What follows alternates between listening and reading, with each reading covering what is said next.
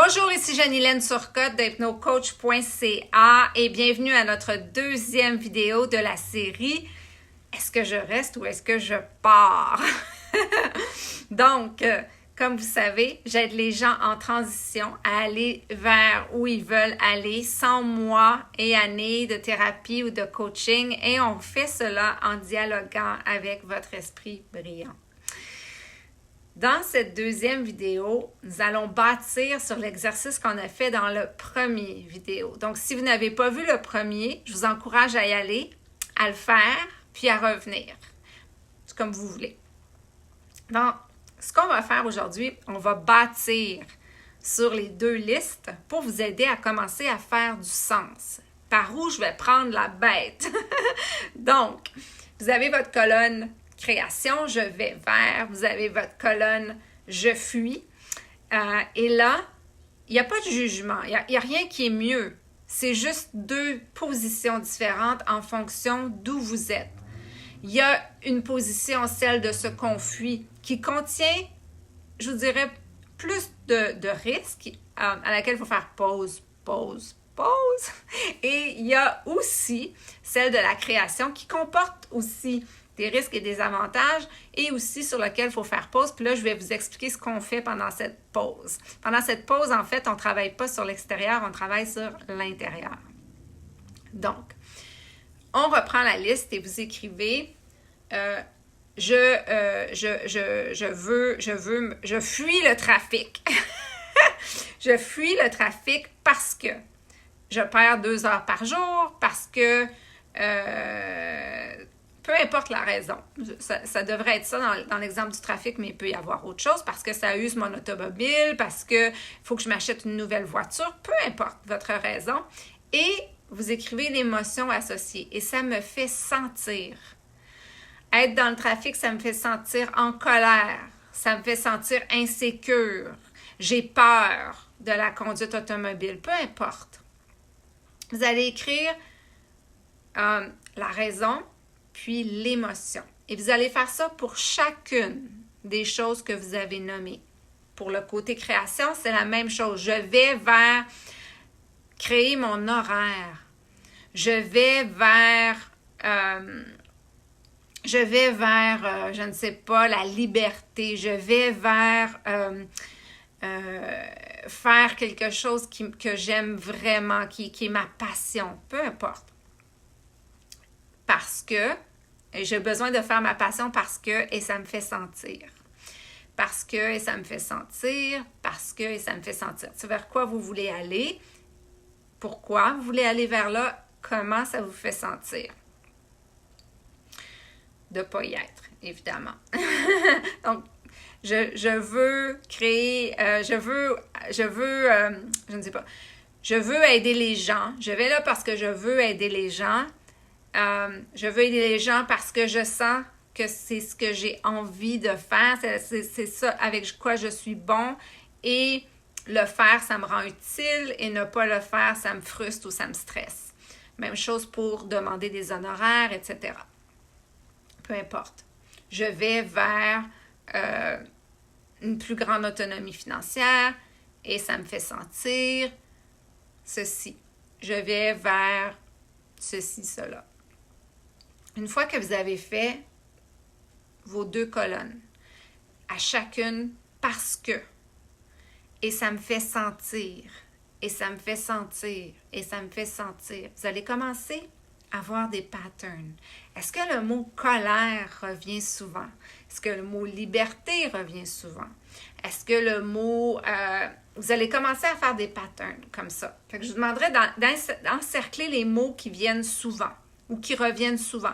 Et si c'est difficile pour vous de mettre des émotions, faites une recherche Google, vraiment, quelles sont les émotions, puis vous allez avoir une liste, puis vous pouvez vraiment à partir de là, à chacun des items, d'associer une émotion. C'est vraiment important de le faire, ça va vous aider à voir par où prendre la bête.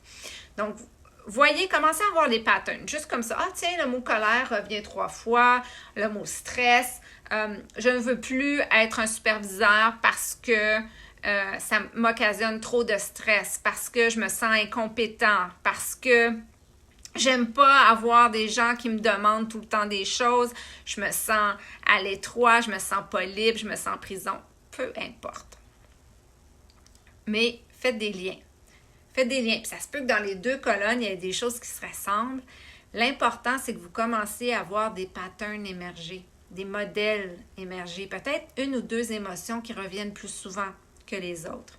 C'est vraiment à partir des émotions qu'on trouve nos croyances. Donc, c'est pour ça que c'est vraiment important d'identifier les émotions. Une fois que vous avez ça, que vous avez votre pattern émotif, vous allez prendre votre liste, vous allez choisir, supposons qu'il y a 10 items sur votre liste ou qu'il y en a 6. S'il y en a 6, vous pouvez prendre les 2 plus élevés, les 2 moins élevés. C'est comme de les numéroter par ordre d'importance. Qu'est-ce qui est le plus important pour vous? Est-ce que c'est de plus être superviseur ou c'est de plus être dans le trafic? Est-ce que c'est la liberté d'être avec vos enfants et donc de travailler de la maison? Qu'est-ce qui est vraiment le plus important pour vous? De commencer à hiérarchiser, en fait, par ordre d'importance, chacun des éléments. Ça aussi, encore une fois, ça va vous aider à commencer à réfléchir pendant cette pause sur quoi vous allez travailler. Si c'est la colère qui revient, si c'est je me sens pas une bonne mère parce que je suis pas assez avec mes enfants quand je retourne travailler, si c'est ça me pose un stress, le niveau de responsabilité que j'ai plus le goût de faire ça parce que je me sens incompétent ou parce que c'est trop demandant pour moi. Peu importe, je me sens stressée, je me sens dépassée. Allez-y. Et là, vous allez commencer à comprendre un peu qu'est-ce qui se passe. Qu'est-ce que vous fuyez? Est-ce que vous fuyez la colère finalement? Donc, c'est quoi les croyances à la base de la colère? Donc, des fois, on se rend compte en faisant cet exercice-là que c'est pas notre employeur, que c'est pas le trafic, que c'est pas le travail à la maison, que c'est pas le fait d'avoir une entreprise, que c'est pas le fait de ceci ou de cela. En fait, il y a autre chose qui est là qu'on fuit ou qu'on va vers ou qu'on est bloqué. C'est vraiment aidant pour vous aider à commencer à faire du ménage dans tout ça pour développer les bonnes stratégies, les bonnes clés finalement dont vous aurez besoin pour prendre votre décision de façon éclairée. Alors, j'espère que ça vous donne des pistes. J'espère que vous commencez à avoir quelques petits ha-ha moments, des moments où est-ce que vous êtes « Ah, tiens, je n'avais pas réalisé à quel point je veux partir de là, mais dans le fond, c'est parce que j'ai de la colère. Et j'ai de la colère parce que je me sens pas une bonne mère, je sens que je m'occupe pas assez de mes enfants. OK. Je sens que je suis pas assez, que j'en fais pas assez.